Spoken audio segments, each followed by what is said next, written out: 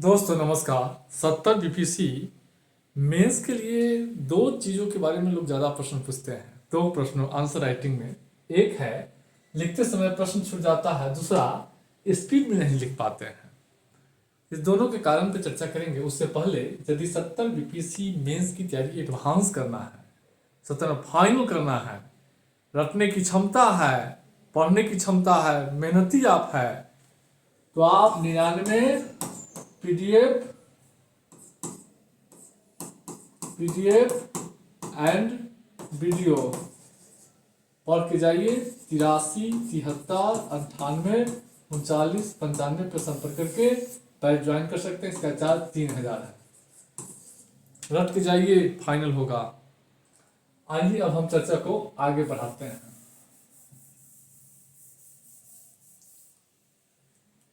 दो प्रश्न कॉमन है जो लिखते समय आंसर राइटिंग में, कि प्रश्न लिखते समय छूट जाता है और स्पीड में नहीं लिख पाते हैं।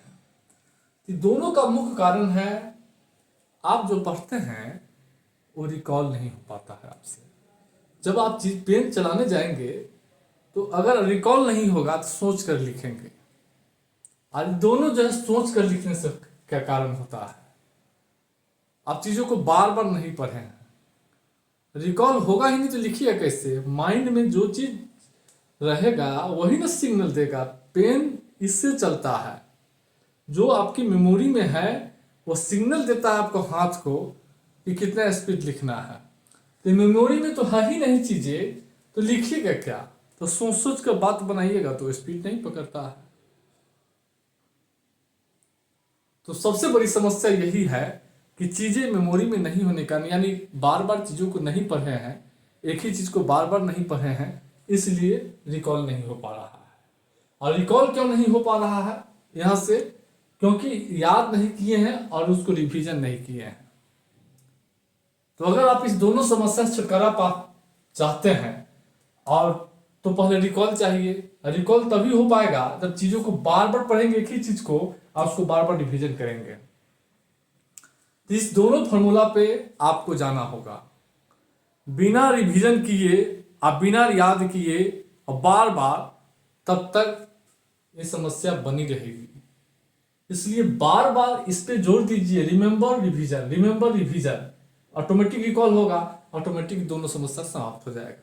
इसलिए बार बार क्या कीजिए कि आप याद कीजिए और रिवीजन कीजिए। भूलना सबका गुण है, भूलिएगा निश्चित रूप से, लेकिन आपको पता नहीं चलेगा, मेमोरी में इस पर फिट होता जाएगा। जब एग्जाम में जाइएगा तो मेमोरी सिग्नल देगा और हाथ के फास्ट को तेज कर देगा। इसलिए बार बार आप पढ़िए, चीजें आपके फेवर में रहेगी।